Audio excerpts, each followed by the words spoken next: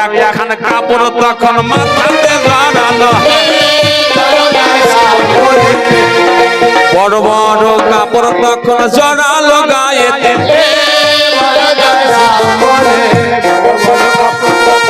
জড়ালো গায়েতে রে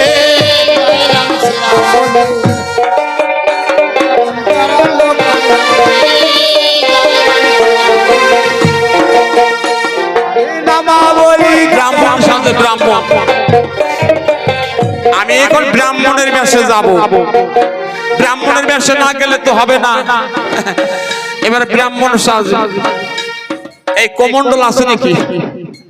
কমণ্ডল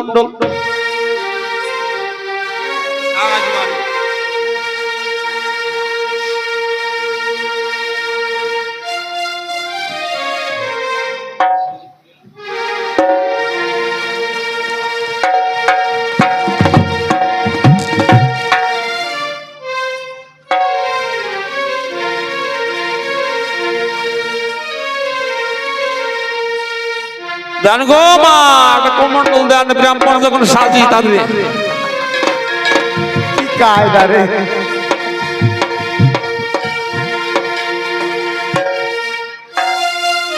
সাজে তো, কিন্তু পিছনে তাকায় বারে বারে।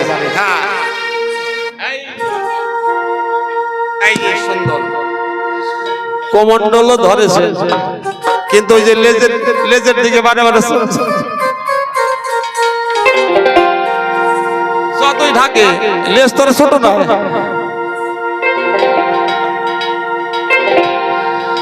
লেজ সামলাবো কি করে? যাক তবু কথা শুনে না, অনেক অনেক বড় কাপড় পরেছে, লেজার দেখা যায় না, দেখা যায় না। এইবার ব্রাহ্মণ বেশে চলে আপনাদের এই লঙ্কায় ভালো গণক ঠাকুর এসেছে, কেউ হাত দেখাবে?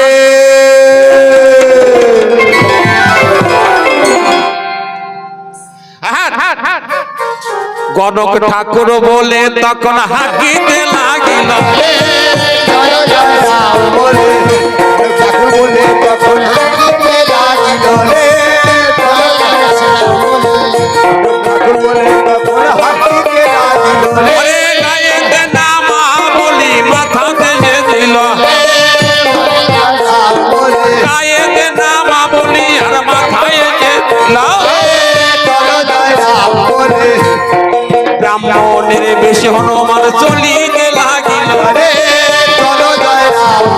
ব্রাহ্মণের বেশি হনুমান চলিতে লাগিল রে।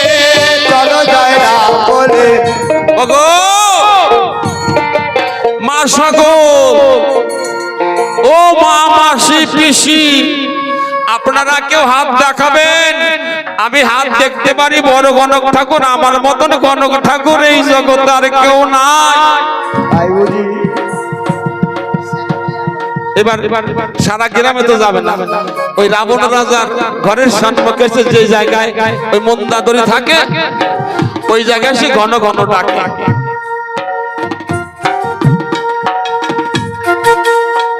এবার ও মা, কেউ আসে নাকি?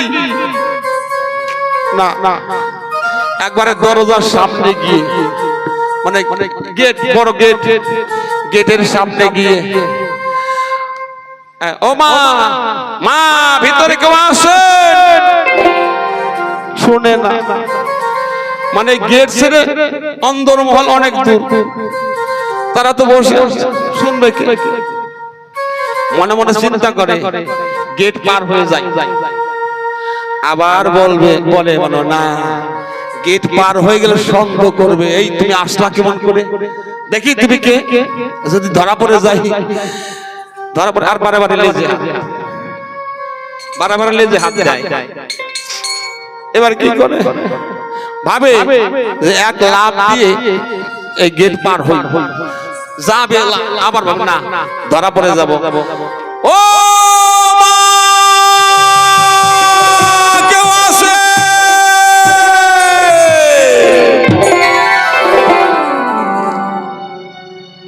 গণক ঠাকুর এসেছে। এইবার বলে, ও রানীমা, রানীমা, মানে মুন্দাদুরে একটা দাসী বলছে, ও রানীমা কে যেন ডাকে গণক ঠাকুর বলে, আমাদের এখন দূর সময় একটু হাতটা দেখাও, চলো যাই। ও তাই এবার চুপ করে দাঁড়িয়ে আছে, আর সারা শব্দ নাই। ও গণক ঠাকুর দাঁড়াও দাঁড়াও, আমরা হাত দেখাবো। এ সময় এসো এসো, তোমাদের অপেক্ষায় তো আমি বসে আছি, অনেক দূর থেকে এসেছি। এ সময় এসো। যাবো কেমন করে দেখো, এই গেট বন্ধ, আমি কেমন করে যাব? লাফ দিয়ে যাবো? না না না, শিছি কি বললাম। বসে মা এবার খুলে দাও।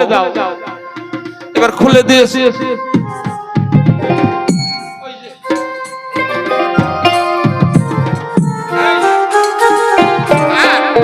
হনো চলিল রে ওই না ঘরের অভি বাড়ির ভিতরে, হনো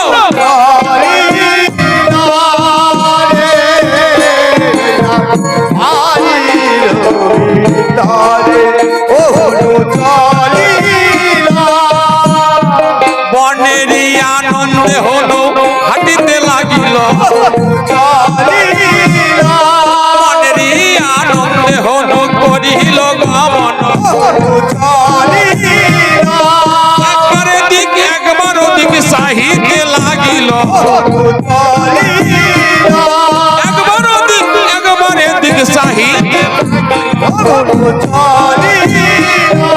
হস্তে তাহার কোমণ্ডল ধরা ছিল, মনেরই আনন্দে হলো করিল গমন। এইবার আসো আসো বাবা আসো, এই আসন গ্রহণ করো। এইবার তুমি হাত দেখতে পারো? হাত দেখতে পারি মানে বলো কি? তুমি আমাকে অপমান করছো নাকি? শোনো, আমি একজন বেদজ্ঞ ব্রাহ্মণ, সাধারণ ব্রাহ্মণ নয়, বেদজ্ঞ ব্রাহ্মণ। হাত দেখতে পারো নাকি? এই কথা কেন বললো? এত সাহস? ও বাবা, অন্না ভুল হয়ে গেছে। তাহলে আমার হাত খালি দেখবে, তা দেখা যায়, তা দেখা যায়। এই যে দেখো ব্রাহ্মণ সাহেব, এত স্পর্ধা, তুমি কি জানো না নারীদের বাম হস্ত দিতে হয়? অপমান করছে আমাকে, জানো আমি অভিশাপ দিলে ভস্ম হয়ে যাবে সকল কিছু। না না, ভুল হয়ে গেছে, বাম হস্তকে দিয়েছে। ডাইনের রেখা বামে গেল, ডাইনের রেখা বামে গেল, বামের রেখা ডাইনে, বামের রেখা ডাইনে গেল, ডাইনের রেখা বামে। এই লঙ্কা পড়বে গো ভীষণ বিপদে, তুমি মাগো আসো এবার ভীষণ বিপদে। এই যে দেখি ভাগ্য রেখা অনেক দূরে যায়, এই যে দেখি ভাগ্য রেখা দেখানো না যায়। তোমার স্বামী পড়বে বিপদে বলি যে তোমায়। বাবা ও বাবা, বাবা গো, আমার লঙ্কায় তো সত্যি বিপদ। তুমি জানলে কেমন করে? আমি সব জানি, আমি দিগালঙ্গ পণ্ডিত, আমি সকল কিছু জানি। কোথায় কি ঘটে সর সামান্য ভাববি নামায় ওই নারী, আমি সকল কিছু জানি। আমি গুনে গুনে বলে দিতে পারি। কি গুণ আছে? গুনলো, ডাইনে রেখা বামে গেল, বামে রেখা ডাইনে এলো, লঙ্কায় বিপদ এলো। কে না জানে? কিন্তু ওরা তো জানে না এই যে কে ছদ্মবেশে এসেছে। এই যে হনুমান সকল জানে, এই এরা তো বুঝতে পারে নাই। বিশ্বাস করেছে বাবা, ও বাবা শরণে পড়ি, এই বিপদ থেকে উদ্ধার, আর উদ্ধার হবার উপায় নাই, সবই তো শেষ, কিছুই আর বাকি নাই, বাকি আছে কেবল তোর স্বামী। বলে কি, হ্যাঁ একেবারে স্বর্ণ লঙ্কা এবার শ্মশানে পরিণত হয়েছে তোদের দোষে। শোন কি আমি গুনে গাটি দেখলাম, তাই আমি রাবণের একটি ভক্ত, রাবণকে ভালোবাসি, তাই ছুটে এসেছি এই লঙ্কায়, রাবণকে ভালোবাসি বলে। রাবণের কিছু যদি মঙ্গল করা যায়, মঙ্গল যদি করা যায়, শোন আমি এখন ধ্যানে বসবো, ধ্যানে বসে সকল কিছু খুলে বলবো। এবার ধ্যানে বসেছেন, ধ্যান না ছাতা, একটু কায়দা যাতে ওই মৃত্যুবান হাতে পাওয়া যায়। এই যে বসেছে একবারে সুন্দর করে বসেছে, মানে কেন বসেছে, আসতে অনেক পরিশ্রম হয়েছে, ভালো সিংহাসন দিয়েছে, সিংহাসনে তো বসতে পারে না, সিংহাসনে বসতে পারে না, বসতে যায় আর ওই লেজ বসতে যায়, ওই যে লেজ লেজ থাকবে। এবার কি করেছে, ওই যে সিংহাসনের উপরে বসে পা রেখেছে, আর ওই যে সুরাই সুরাই কোন রকম লেজটা গুটিয়ে, বাবা ও বাবা ওইভাবে কেন বসলে বাবা রে, এইভাবে না বসলে আমি ধ্যান ধ্যান করবো কেমন করে? আমি এই যখন উপরে বসেছি, উপরে বসেছি আমি সব দেখবো, তাই এই কায়দায় বুঝলেন, যে লেজে বাধা পায় সেই কথা বলবে না, মানে ওই যেমন চেয়ার, একটা চেয়ারে যে দেই অনেক সময় কি করে জানেন, বাচ্চা ছেলে পেলে চেয়ারের উপর পা দিয়ে উপরে বসে, সেইভাবে এইবার ওইভাবে চোখ বন্ধ করে আছে, ক্লান্ত তো, এইবার থাকতে থাকতে না ঘুম পেয়ে গেছে, কিছুক্ষণ পর নাক ডাকে,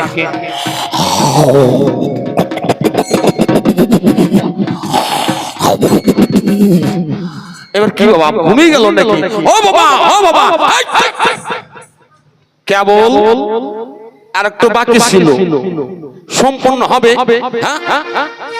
আর এই সময় আমাকে ডেকেছিস, তোরা বুঝিস কিছু না? বাবা ভাবলাম কি ঘুমিয়ে গেছে, নাক ডাকার শব্দ, ওটা নাক ডাকার শব্দ, ওটা ধ্যানের একটা অঙ্গ, ওটা নাম, নাক ডাকা বলে নাম, মানে ঘর ঘর করে নাক ডাকে, বলছে না ওটা ওটা ধ্যানের একটা অঙ্গ, নাম হচ্ছে। ঠিক আছে বাবা, অন্যায় হয়ে গেছে, এবার বলো। শোন, রাবণের মৃত্যুবান আছে ঘরে, ওই মৃত্যুবান যতন করে রাখিস, আর কি করে জানি কি করতে হয় জানিস, ওই মৃত্যুবান ওই পূজা দিতে হয়, ভালো করে ধুয়ে টুয়ে স্নান করাইয়ে, তিলক চন্দন দিয়ে পঞ্চগব্য দিয়ে স্নান টান করাইয়ে ওটা পূজা দিতে হয়, ভালো একজন বেদজ্ঞ ব্রাহ্মণ দিয়ে, যেন আমার মতন হয়, আমার মতন একজন ব্রাহ্মণ দিয়ে বানের পূজা করতে হয়, বুঝলি? তাই তো এইবার রানী মন্দাদরী কিন্তু বলে না যে তুমি পূজা করো, এই কথাটি বলে না, বান দিতে সন্দেহ হয় যে না বান কেমন করে দেব, অন্যের হাতে নিষেধ আছে, নিষেধ আছে ওই বান অন্যের হাতে তুলে দেওয়া। কিন্তু এবার বলে ও মা, ভালো করে মনে যেন থাকে আমি হচ্ছে রাবণের একটা হিতাকাঙ্ক্ষী ব্যক্তি, ওই জন্য বারে বারে বলি ভালো একজন বেদজ্ঞ ব্রাহ্মণ দিয়ে যেন আমার মতন হয়, ঠিক আমার মতন একেবারে সেই ব্রাহ্মণ দিয়ে পূজা দিয়ে দিদিস। এবার কি করে? ঠিক আছে তাই হবে, ঠিক আছে তাই হবে, এবার আসি আমি। ঠিক আছে বাবা আসে, এবার যাই।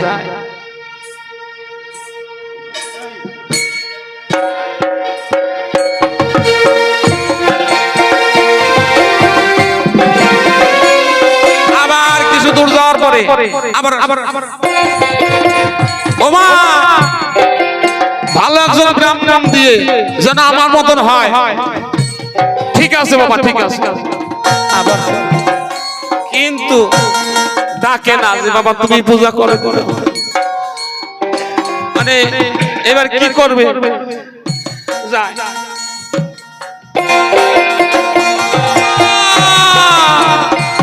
মনে যেন থাকে দেখ রাবণের জন্য আমার প্রাণ কাঁদে, তাই আমি বারে বারে বলি তোদের ধারে মা আমার মতন একজন ব্রাহ্মণ ডেকে বানের পূজা দিয়ে দিস।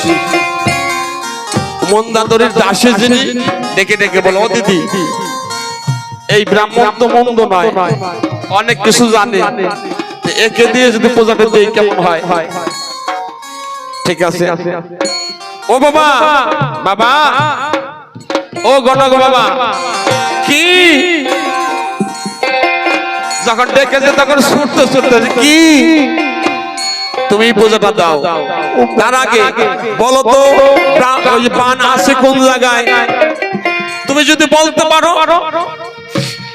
যে রাবণ রাজার মৃত্যুবান আছে কোন জায়গায়, তাইলে তোমাকে দিয়ে পূজা দেবো।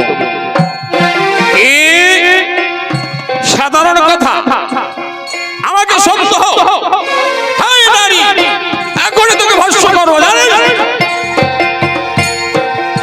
না বাবা, বলো কোন জায়গায় আছে। এইবার দেখে একটি জিনিস যদি লোকানো থাকে সেই দিকে অন্তত চোখটা যাবে। ওই যে ভোগের মন্দিরে ফটিক স্তম্ভের মধ্যে ছিল সেই বান লোকানো। ওই দাসী বলেছে বলো তো বাবা সেই বান আছে কোন জায়গায়? মানে চোখটা তো ওই জায়গায় গেছে। হনুমানের সেই খেয়াল আছে যে চোখটা ওই ভোগের মন্দিরকে দিকে। আমাকে অবহেলা করিস না, তাদের বান আছে ওই ভোগের মন্দিরে। সত্যি বাবা। রানী বলছে ঠিক আছে, সত্য বলেছ, এবার বানের পূজা তুমি করো। ঠিক আছে, তবে ওই ঘরটা খুলে দে। ঘর খুলে দিয়েছে, যাও বাবা দাও বানের পূজা দাও। এখানে নারী মানুষ থাকলে, নারী লোক থাকলে হবে না। যাও যাও বেরিয়ে যাও। এবার তো বেরোচ্ছে না, মানে ভয় হচ্ছে যদি বেরিয়ে যায়, যদি বান নিয়ে চলে যায়।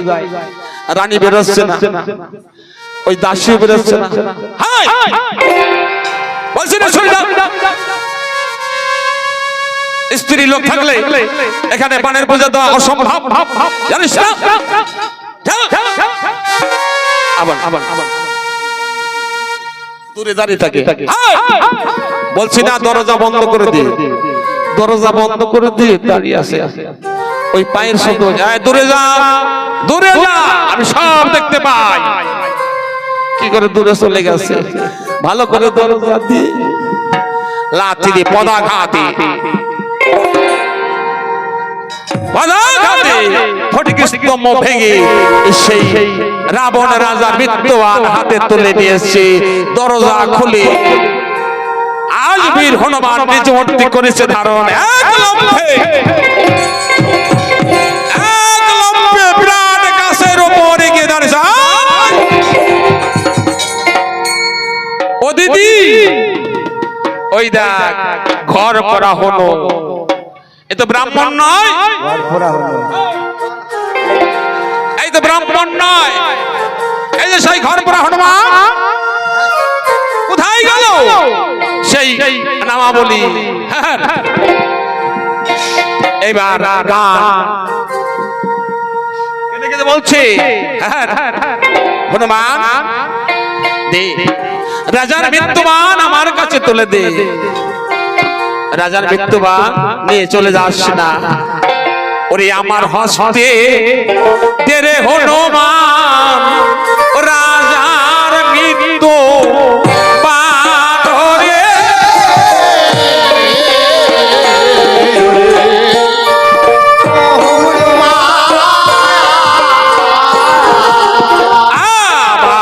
হস্তে দে রে হনুমান।